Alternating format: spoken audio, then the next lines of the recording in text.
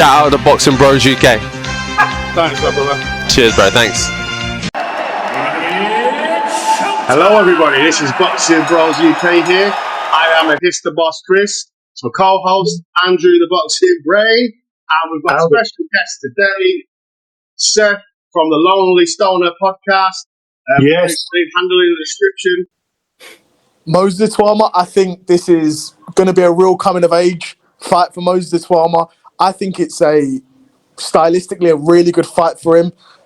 I'm going to go with Moses Itauma. I think that makes sense. You look at the way Dillian Whyte has been in his last couple of fights now. We're seeing a lot of media hype around how good of a shape Dillian Whyte's looking in. Yeah, I really struggle. We spoke about this.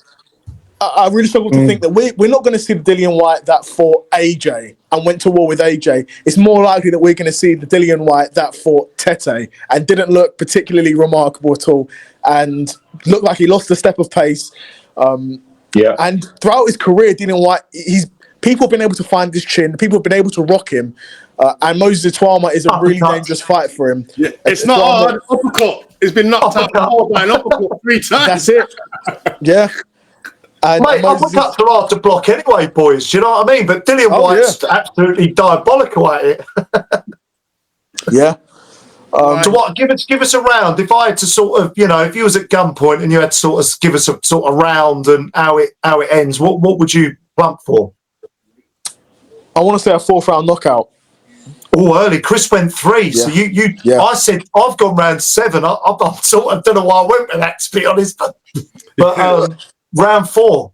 Yeah, and like what you said, Steph, we said the exact same thing, but we compared him to Parker. The Dillian Whyte that beat Joseph Parker, he's gone. He's not coming back. Yeah. Like the inactivity is finished. And just because he's in good shape, it doesn't mean anything. Mike Tyson looked in good shape, but he was still a 60-year-old man. Didn't mean he's going to knock out a 20 Jake Paul just because he looked. 3 years, boys.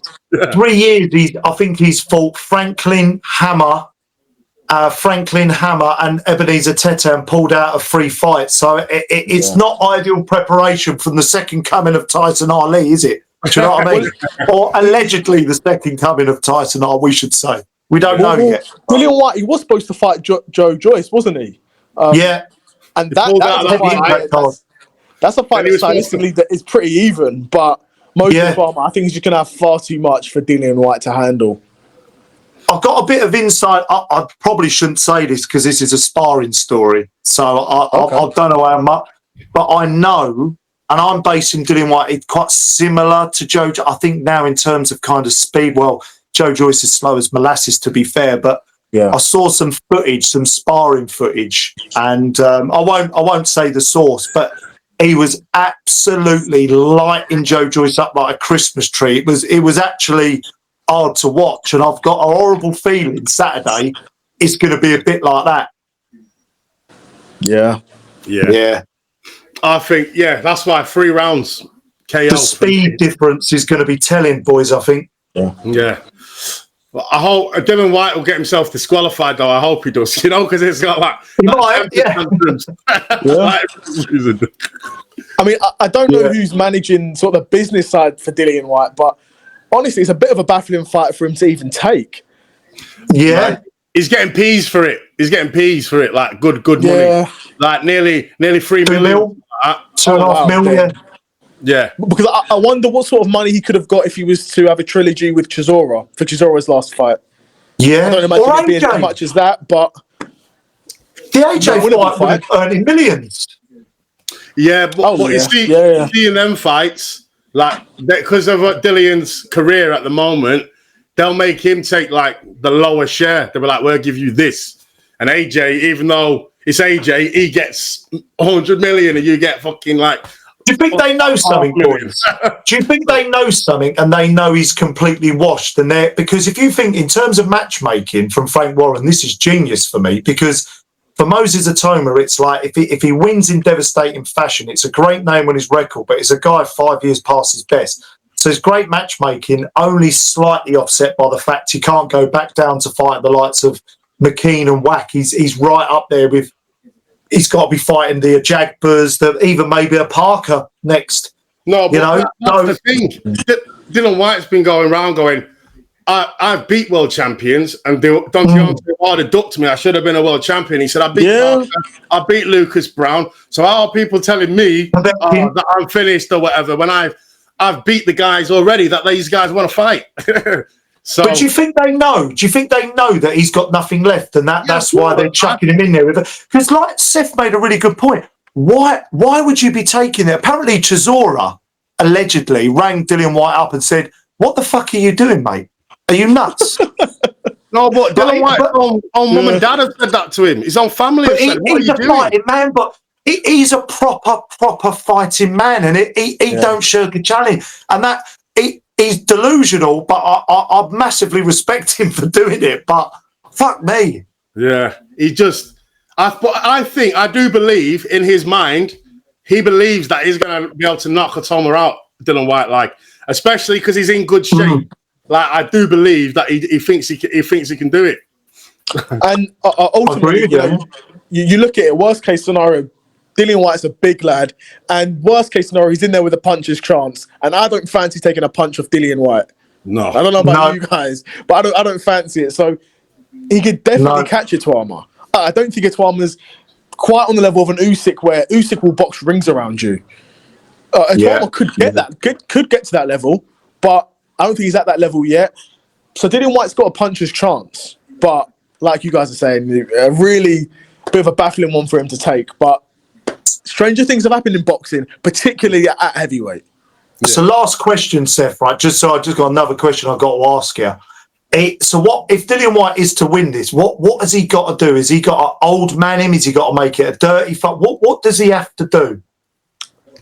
That's a great question. And honestly, when people say old man him, when I hear that, I think you've got to have a really high boxing IQ to be able to do that.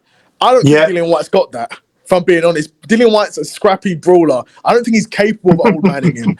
Old manning him is the sort of stuff we'd see Andre Ward do towards the end of his career, where he'd, snap you with a double jab, hold on to you, spin you around, put you against the ropes, make it a bit rough, hit the body. Dillian Whyte is gonna try and close the distance, apply pressure. He's gonna be there to be hit. And I don't fancy him taking the shots from Moses Itauma, which is why I think it's going to be potentially an early stoppage. Because once Itauma sort of establishes that jab, Dillian Whyte's going to be in real trouble. If he is to win, it's probably going to take it into the back end of the fight, and maybe Itauma started to slow down a bit, and Dillian Whyte slowed down quite a bit, I'd imagine. But Dillian Whyte, when he's been in these 12-round fights before, he's sort of mastered the ability of fighting tired. Yeah, right. Great breakdown, mate. Cheers for that. Great breakdown. Yeah. Thank you.